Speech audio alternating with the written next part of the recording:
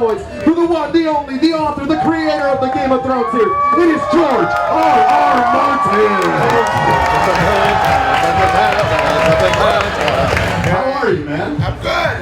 I'm tired. Comic-Con wears you out, man. I would imagine for you, your schedule has got to be pretty busy. You know, it's wild. I've been coming to Comic-Con since 87. 87. Grab a seat, George. Grab a seat. There used to be 5,000 people here. We thought it was big. Now, in 1987, because 87 is years before the books hit shelves. So at that point, you're not here as the George R.R. Martin that we know today. I mean, I'm sure you were popular back then, but it had to have been a little bit of a different experience in 87. There was, in 87, I was working for television. I was on a show called Beauty and the Beast. I was writing episodes for that, for Vincent and Catherine and all that stuff. I was still doing some short stories and novelettes. I published 4 novels, but no, Game of Thrones was still like at least 4 years in the future before I started writing that. So talk to me a little bit about some of the differences, because obviously, I mean, you can literally see it each year. This event gets a bit bigger, and it reaches from the convention center into parking lots and the city streets. Over these years, how has this changed? And being a fan of this world of Comic-Con type material, how exciting it must be to see. It is exciting. I mean, it's like today's Comic-Con takes over the entire city of San Diego. It used to be in 87, it was in the old convention center, which is now called the Civic Center, up by the Westgate Hotel. It was all in that one Civic Center and about 3 hotels, and it was mostly guys selling comic books from cardboard boxes. And I would wander the floor and buy a couple copies of Classics Illustrated, and oh yeah, I need that 1 issue of Spider-Man to complete my collection. I can't do that anymore. No. Those guys are still there, though. You can still find, I think it's the same guys with the same cardboard boxes. They got them in a corner now. They don't put them out in the middle of the floor, but they're still there. And you should go by and buy some comic books from them, because they're the guys who started all of this madness. Do you still collect comic books? Is it still a passion and a hobby of yours? I still have my collection. I can't keep up. There's so many comic books these days. So many different publishers. It was easy in the old days. It was just a handful of publishers. But I still have my collection, but I can't say I keep up with the old stuff. I was actually the first comic book convention fan, because even before San Diego, the first comic book convention, the first Comic-Con, was 1964, New York City, Greenwich Village. Len Wein, who would go on to create Wolverine and Swamp Thing and the new X-Men. He was a high school kid. He ran that convention, and I was the first guy to sign up for it. So my badge was #1 at the first comic book convention in 1964, which makes me the first comic book fan. That's on your business card underneath, right? Those are my first comic book. We went in there, and there were like 30 guys attending it. And the only professionals there, fabulous Flo Steinberg, who was Stanley's secretary, came, and we got to meet her. And Steve Ditko came. And we met Steve Ditko, and I think we must have scared him, because he hasn't come back since.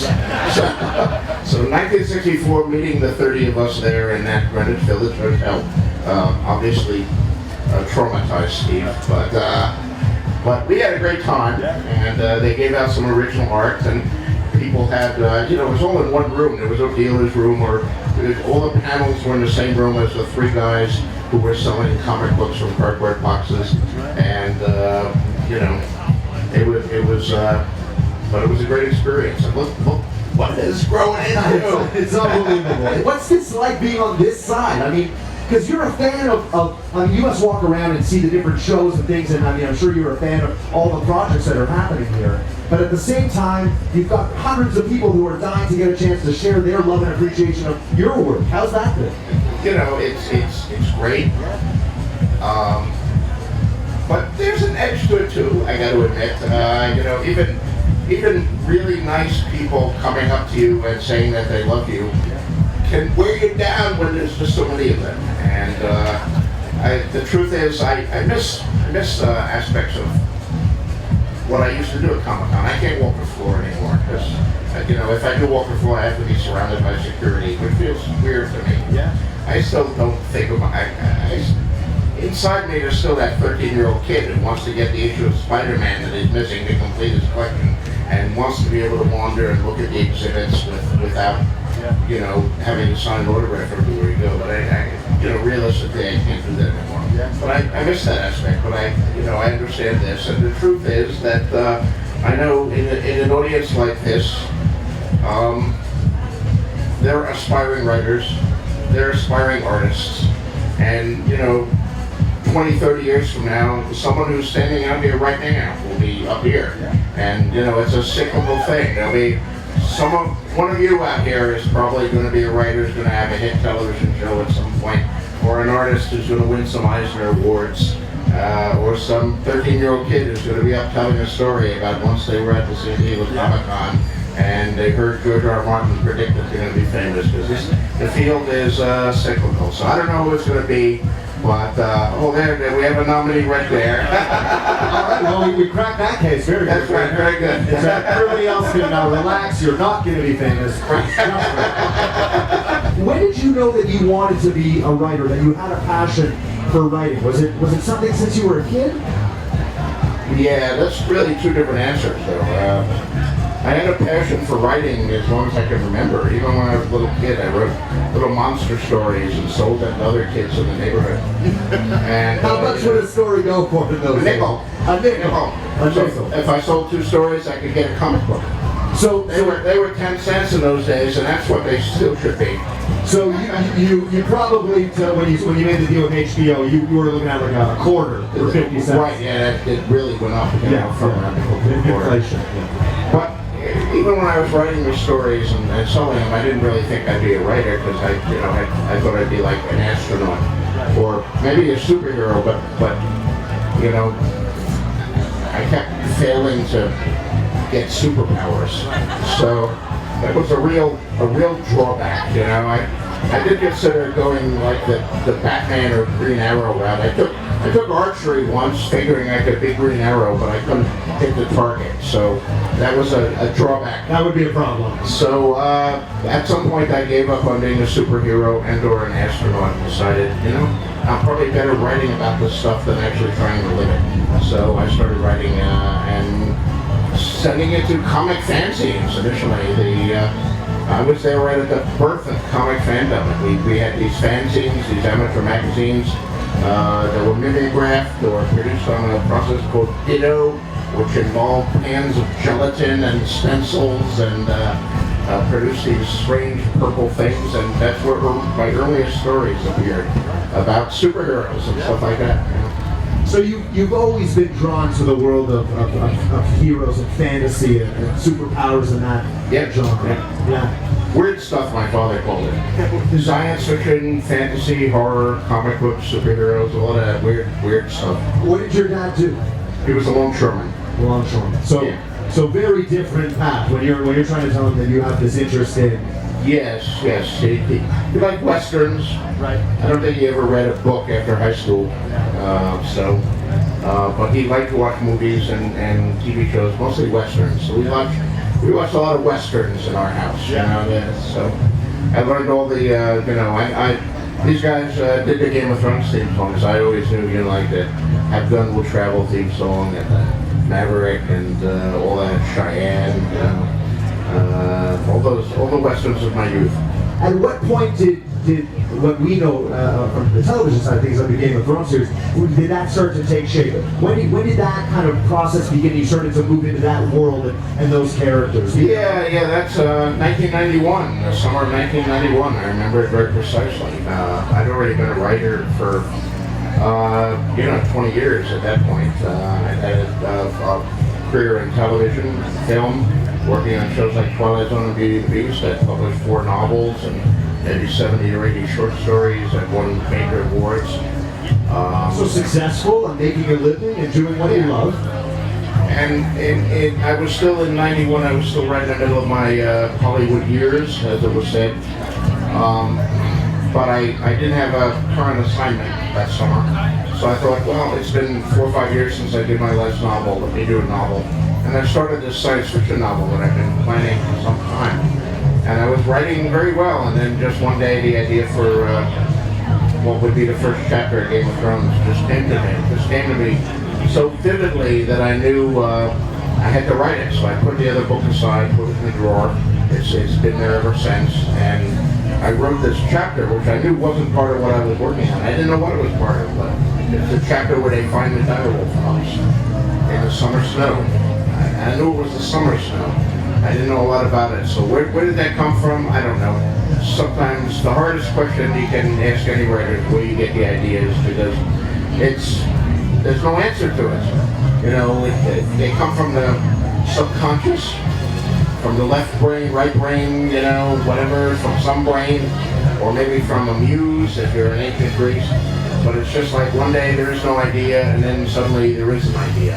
And where the hell did it come from? Who knows? But it's there, and it's a good idea, and you're smart, you'll follow it. Well, we're thankful that you followed it. I think it's safe to say that we're thankful. In your writing process, if you ever get what people call writer's block, whatever that may mean to you, how do you find inspiration? What do you do when you kind of hit that wall? Different techniques to kind of work around it. What's the process there? I don't actually get writer's block in a conventional sense, where I can't write for long periods of time. I do get derailed by distractions, because I do my best writing when I'm not distracted. So I have assistants. I say, don't put through any phone calls. Don't answer the door. I don't want to know what came in the mail. Just leave me alone and let me write. That's when I get my best work done. You know, I'm not like some writers who can write while on the road or at hotels or on things. And some people do that. I can't do that. I've tried, but I can't do it. But when I do get stuck, especially in a project like Game of Thrones, the best thing I find to do is to rewrite. I mean, there are always, if I'm trying to write a Tyrion chapter and I'm not making any progress with it, I'll go back and I'll reread the last 3 Tyrion chapters that I have already finished. And in the course of rereading them, I almost inevitably rewrite them, and I start polishing the prose and changing things and saying, oh no, that's awful, let me fix that. And by the time I'm finished rewriting it, I've built up a certain amount of downhill momentum, and it carries over into the next chapter, and I start going again. What shows are you into right now? On a weeknight, is there anything? Because obviously, you know, Sunday night for a lot of us is a pretty big night. We know to tune in, and PVRs are set. What shows are you kind of? This is I can't miss blank. Anything right now? Well, God, I mean, you know, we're living in the golden age of television. I know that's often referred to in the early 50s, and that was a golden age of television. But with the proliferation of studios and networks and channels providing original content, there's more interesting television on right now than there's ever been on in all of history. I'm a big fan of all of the shows that are up against us for the Emmy. Breaking Bad is a brilliant, brilliant show, and it's kicked our ass in the Emmy last year, and it may kick our ass again. I hope not. I'd like to defeat them, but that's a tough show. It's a great show. Mad Men is a great show. You know, Walking Dead's not up for an Emmy, but it's a terrific show. Orphan Black, love Orphan Black. I don't know how the hell the Tatiana, the star of that, did not get nominated for an Emmy. That's an incredible injustice. And there's some amazing shows that are coming down the pike. I live in Santa Fe, New Mexico, and right outside of town, WGN channel has built 1943 Los Alamos, and they're filming a show called Manhattan about the development of the atom bomb. And I had the privilege of attending a screening of the first 2 episodes of that just last week before I get here. It's going to be a terrific show. One of the stars of it is Harry Lloyd, who some of you may remember. He was Viserys Targaryen. I poured molten gold over his head and killed him.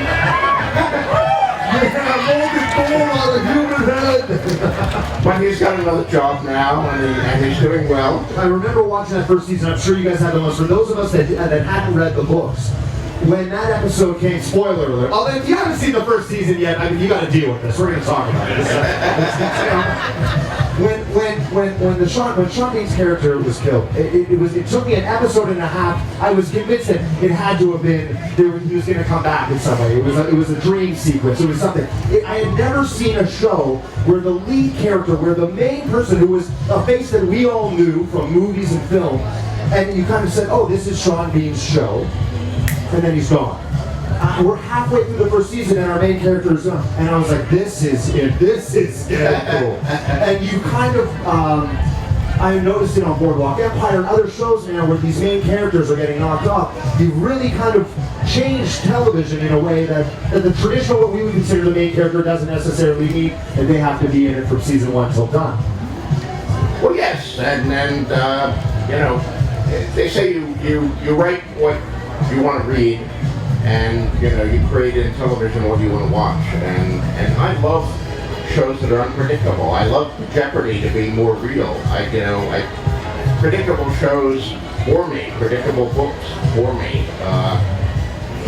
You know, they're fun. I mean, growing up, I mentioned my father's like westerns. You know, longest running show in television history, Gunsmoke, ran for 20 years. You know, and I must have watched like 15 of those. Growing up, and Gunsmoke was a well-acted and well-written show, but 20 years, nothing happened. You know, Marshall Dillon was there in the marshal's office, and Doc was playing chess and being grumpy, and Miss Kitty was there at the Long Branch, and yeah, they did change deputies at one point. That was whoa, hold on to your hats. But you know, basically every episode somebody would come to town and there would be some problem, and at the end of the episode it would be resolved, and the next episode they'd be right back where they started for 20 years. That's not the kind of show I want to watch. I want to watch shows where you're on the edge of the seat, where we can't wait to see what happens next, and say, oh my God, you know, next week I have to wait a whole week to find out whether this guy is alive or dead. How are they going to resolve this mystery? I mean, that's the kind of stuff I love to watch, I love to read, and that's the kind of stuff I try to make. It's not easy. It's hard to make some of this stuff, but I try. It's working. I mean, I know everybody would agree. It's who was your inspiration when you created the Starks? Is that, I don't know if that's a nice thing, if that was based on me, if I feel happy about that. Well, yes. I mean, in a broad sense, of course, I stole freely from history. You know, the basic plot of part of Game of Thrones is based on the Wars of the Roses. So the two principal contenders there were the noble families of the Yorks and the Lancasters, and you may notice a certain similarity to the Starks and the Lannisters. But of course, I changed things around too. And the individual Starks are not based on any individual members of the York or Lancaster dynasty, but are amalgamations of this and that, and just some kind of character who engaged me. Batman or Superman? Ooh. Spider-Man.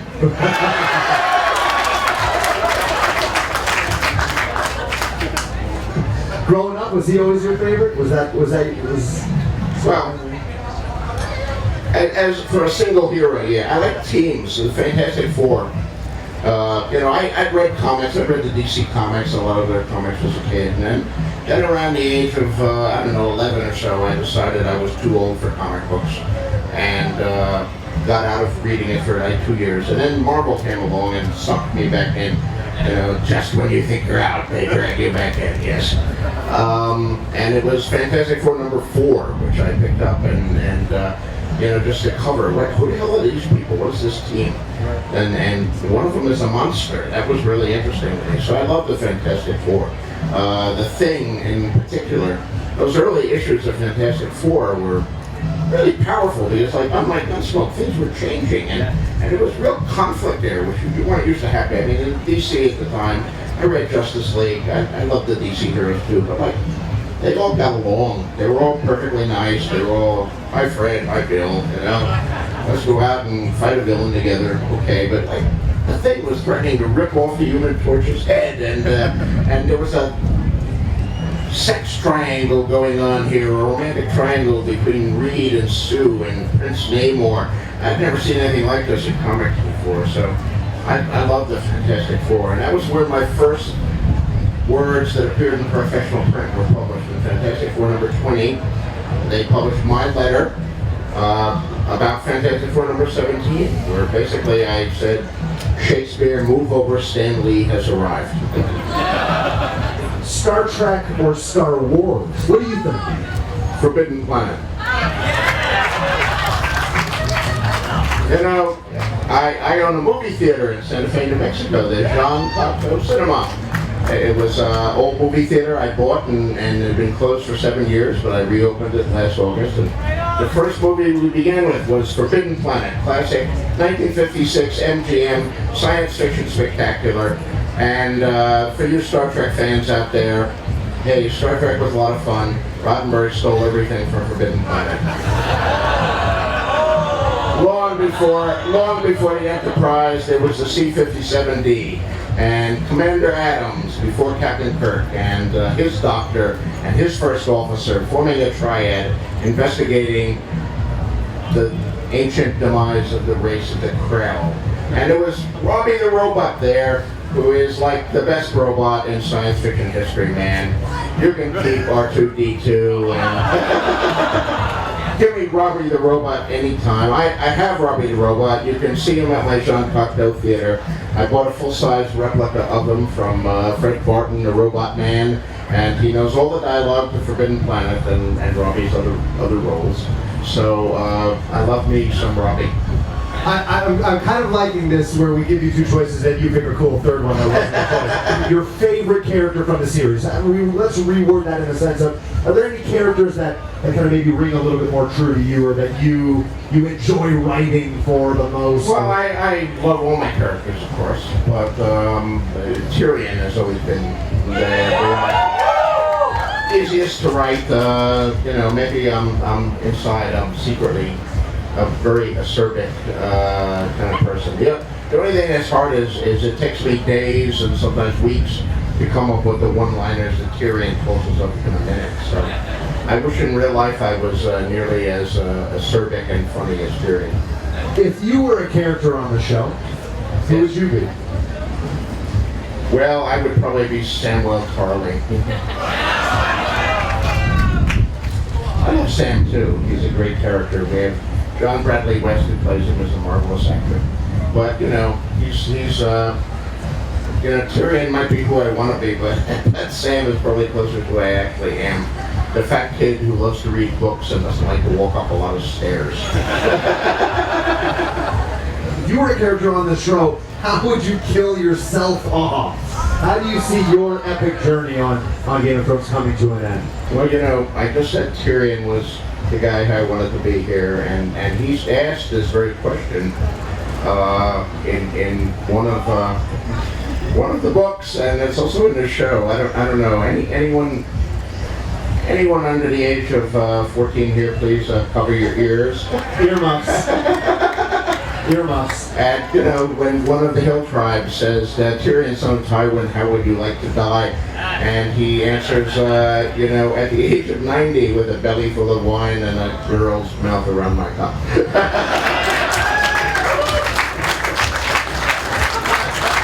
You can take the earmuffs off now. Remove the earmuffs. The transition from writing a book and the amount of love and passion that goes into something like that, and then all of a sudden it's getting turned into a series. And for everything that transitions to television, there has to be some compromises. Certain things have to change. But yet there's a story that you've crafted and written for a reason. What's that process like in the sense of, and how's it been working alongside HBO in being able to adapt this to the screen? Because obviously, for the people that read the books and people that watch the show, there are some differences, and for good reasons. But how do you work with that? How do you kind of handle that process? I've worked in television and film, so I've been on the other side of the process, which gave me a certain sense of proportion when this comes up. I think some novelists and book authors don't have that sense of proportion, and they react with a lot of trauma when they sell something to the movies and things get changed. Sometimes that film is actually justified because the thing has changed beyond recognition, and the people doing an adaptation don't actually recognize why the original material works, and make far more changes than they have to make. You see that, sadly, in a number of comic book movies. I mean, I've commented on my blog that you can look at all the Marvel movies, say, and almost rank them as the ones that work best, the ones that stick closest to the way Stan Lee did it. Most of the guys who start to try to, I'll improve over what Stan Lee did in 1967, don't improve, in fact. But it's a case of who you get into business with. And I turned down offers to do Game of Thrones as a feature film and all that, because I was in a fortunate position of having a best-selling series and being financially secure. I did not need the money. Which had to be tough, because Lord of the Rings at that time was kind of in the process of turning into a movie series, and was obviously doing big box office and all of these things. Lord of the Rings was huge, yes, and the first one come out and they've done very well, and suddenly every fantasy series, every best-selling fantasy series in sight was being optioned by one studio or another, because they were all saying, well, we want our own Lord of the Rings too. Where's our Lord of the Rings? Well, we'll buy this one, we'll buy that one. They would combing the bestseller list, and a number of people came to me. But my books are bigger than Lord of the Rings. They're just physically bigger. There are more characters. It's a longer story. There are more settings. There are more battles. There's more of everything. The entire 3 books that Tolkien wrote, as brilliant as they are, could be fit into one of my books. And I was able to say no until I found the right partnership. And the right partnership was David Benioff and Dan Weiss, our showrunners, who are brilliant and have done an amazing job with the adaptation. And HBO, who is, not that I'm prejudiced or anything, but they're the best outfit doing television out there. I mean, come on. Not just Game of Thrones, but 6 Feet Under, Deadwood, Rome, The Sopranos. They've reinvented genres. They've revitalized the genres. They've done amazing shows. Every year they win more Emmys than everybody else combined. You couldn't be in business with better people than HBO. But even at that point, at a certain point, you have to step back and you have to say, I got 2 more books to write. The books is what I'm doing. The show is what they're doing. And I do that with all of my licensees. I mean, the series of books has been successful enough that I have a lot of licenses. There's a guy who makes miniature figurines. There's a guy who makes replica swords. There's a guy who makes coins that he does on an old-fashioned coin press in his basement. There are big companies that do video games and companies that do card games and board games. I have a little bit of involvement in each of these. I've, weighed, should I go into business with this guy or not? I've looked at their products. I sometimes approve, certain sketches or concept art, but I can't be involved with all of these things every day. So at a certain point you have to say, okay, I trust you, go ahead, you do your job, you do the swords, you do the miniatures, you do the card games. I'm going to step back, and it's the same thing for television. I'm involved to some extent. I often write a script per season, although I'm not doing it for season 5 because I'm kind of busy at the moment. Where are things with the new season right now? Obviously, we're a few weeks out of the finale. An amazing season, by the way. Just tons of unbelievable moments, exploding heads. There was about 2 weeks where I woke up screaming in bed from that visual. My eyes getting pushed. Pedro is fine. Have you seen him here? He's good. We have not seen him here, but it's good to know he's all right.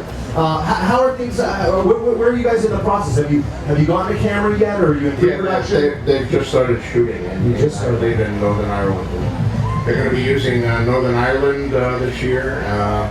How often? It's our main location, but we're also using Dubrovnik and other cities in Croatia, one of the most beautiful and unknown places on Earth to Americans.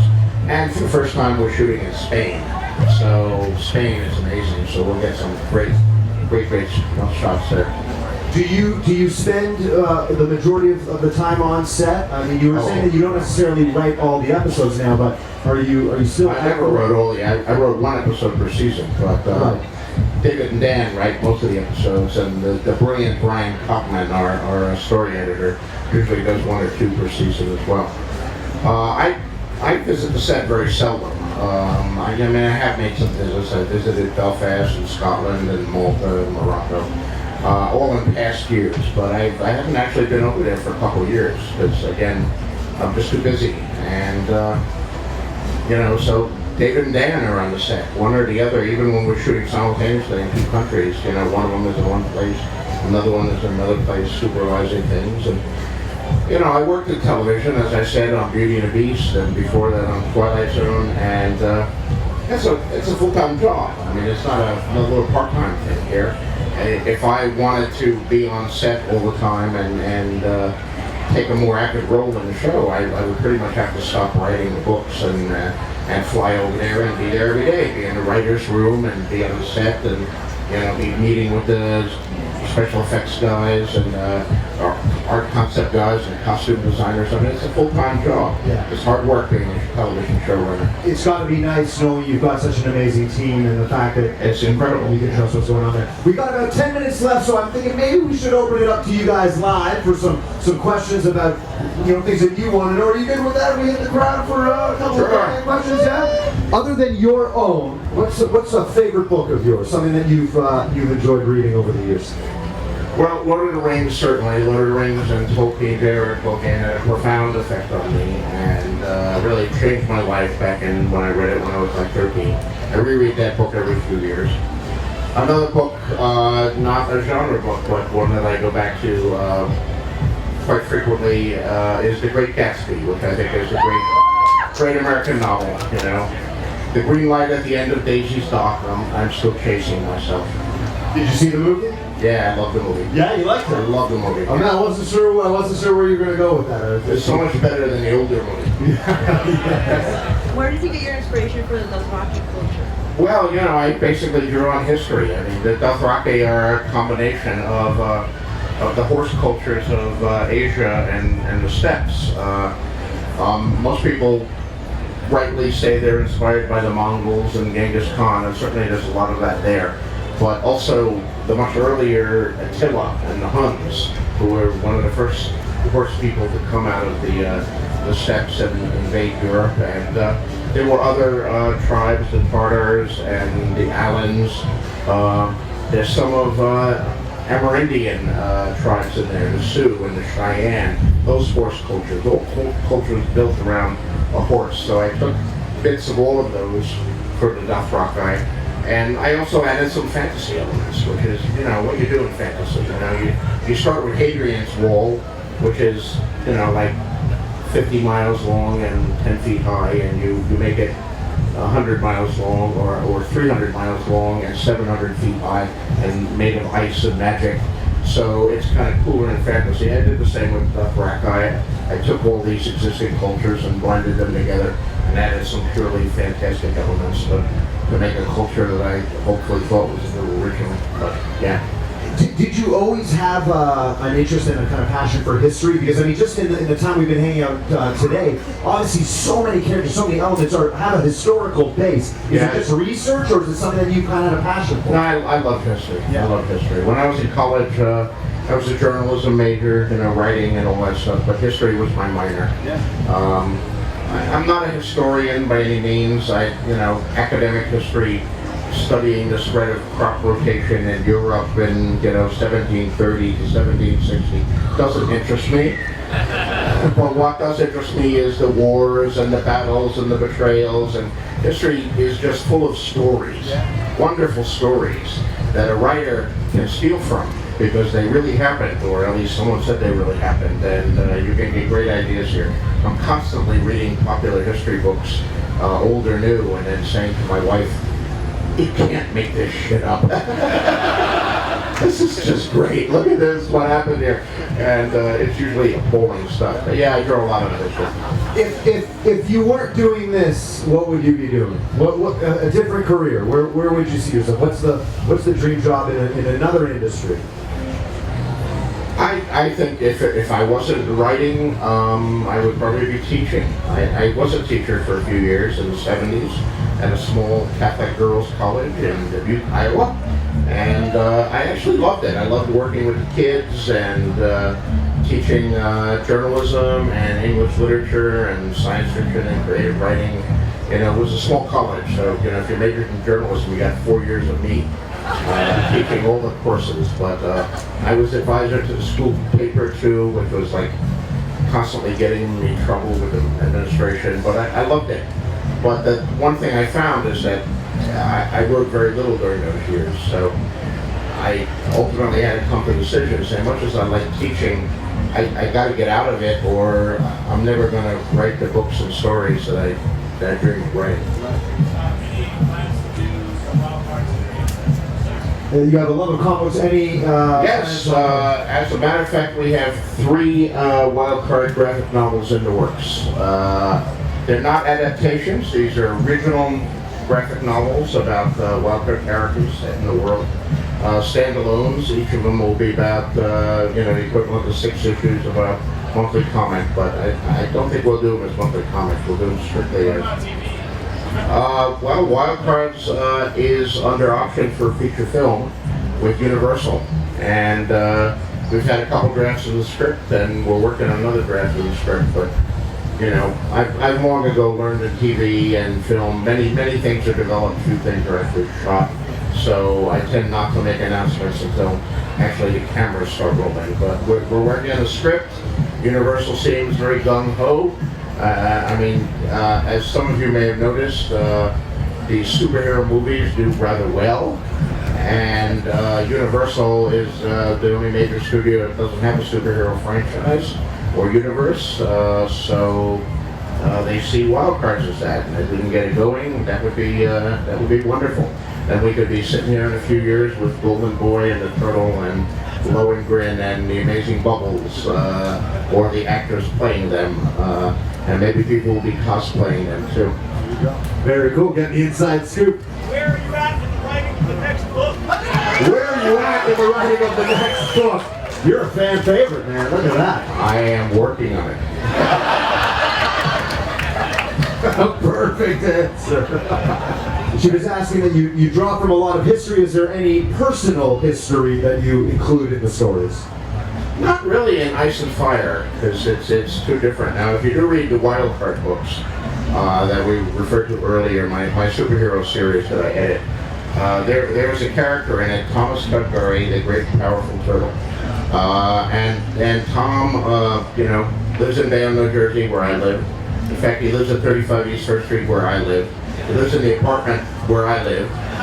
He went to the school where I live. He kept turtles as pets, which I did. But then he developed a kick-ass superpower, which I failed to do. So he's kind of pretty heavily autobiographical, Tom is. So if you wanna see that glimpse into my life, get the early Wildcard books. Advice for new writers: if you're a science fiction or fantasy writer, those are the fields I know best. Short stories. Start with short stories. I get letters from new writers all the time saying, "Oh, Mr. Martin, I'm 16 years old. I'm writing a 7-series epic fantasy, 7-volume." Don't do that. That's like saying, "I think I'll take up rock climbing. I'll climb Mount Everest." No, start with a hill in your backyard if you're taking up rock climbing. Start with short stories. I broke in with short stories. Science fiction fantasy is one of the few genres left that still has a viable short story market. It won't make you rich, but you'll get professional publication. You can send your stories in, the editors will send it back with rejection slips, and maybe eventually rejection letters, which is a step upwards. If they actually write you a personal letter, even if it's no, it means, hey, it got past the rejection slip stage. And then maybe they start buying one. By the time I wrote my first novel, I published like 30 short stories. I'd even won an award for short fiction, so it gave me a heads up when that first novel came out, because it was no longer just hey, here's a novel by someone you never heard of, but it was more, here's the long-awaited first novel by this guy who published 30 short stories and won awards for them. So, and also, you know, we all start out writing crap. And it's better to work for a couple weeks on some crap and send it out, and then you can work on something new and you get better. If you work for 3 years on a novel and it's crap, you've lost 3 years of your life. So short stories are a good place to improve your craft, to try experimentation, different techniques, different voices, all of that. The other thing is to read widely. Read everything and get your hand on. What opportunities have opened up for you since since writing and this project and other things have taken off? Well, writing has taken me around the world.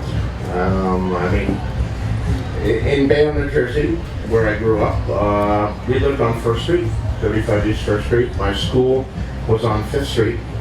Our family was poor. We lived in a low-income housing project. We didn't have much money. We didn't own a car. We never went anywhere.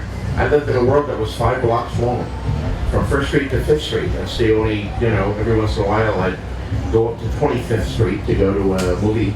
But, it was books and comic books that took me to other planets, that took me to other parts of this world, that took me to other times in history, to strange alternate worlds.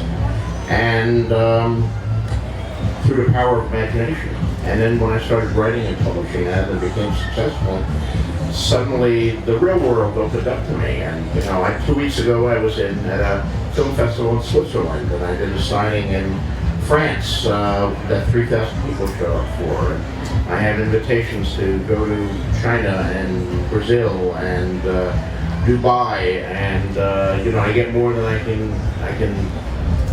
handle. Every time I accept one, I get a flood of abusive mail from fans who, why are you going to China? You should be writing your book. I don't necessarily think they're wrong, but I can't spend all my time going to on trips. But I get to go on some, and that for someone who lived in that world of 5 blocks long, that's a great thing. One of the things but really reading though is still.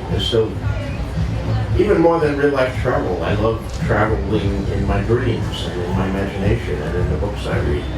I once wrote in one of the books, and people pick up this phrase, a reader lives 1,000 lives before he dies.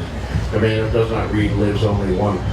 And that's true. In my books, the ones I write and the ones I read, I've flown to other planets, I've fought aliens and supervillains, I've dived to the bottom of the sea, I've climbed mountains, I've fought duels, I've made love to 1,000 beautiful women, and that's pretty good imaginary life to have lived. More so than, some of the lives that people I knew who were still living in those 5 blocks and never having cracked open a book. All right, let's wind things up with a quick business and a quick pleasure. Any little glimpse, a little teaser, a little something you want to share with us about what's coming up with the next season, with the next, I'm just going to leave it to you. Oh, any little tidbit, a little morsel we can plant and water and just grow in our own minds.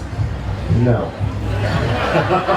I'll give you a couple. I don't know, some of you may know this stuff already, but for season 5, I think you're going to really enjoy meeting the Martells of Dorne, particularly Oberyn Martell's 3 daughters, the Sand Snakes.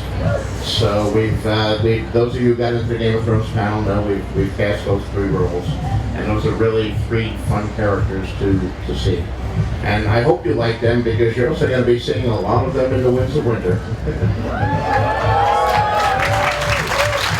All right, let's end it on a fun note. You're stuck on a desert island. You can only bring 3 things.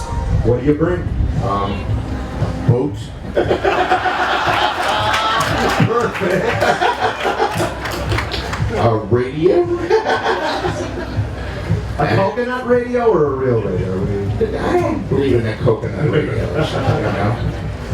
And can I bring both Ginger and Marianne, or do I have to make a choice? You're George R. R. Martin. You can bring whatever you want. Ladies and gentlemen, make some noise. Stand up. Turn it up and keep those hands clapping. Thank you so much for hanging out with us, Coach. Thank you.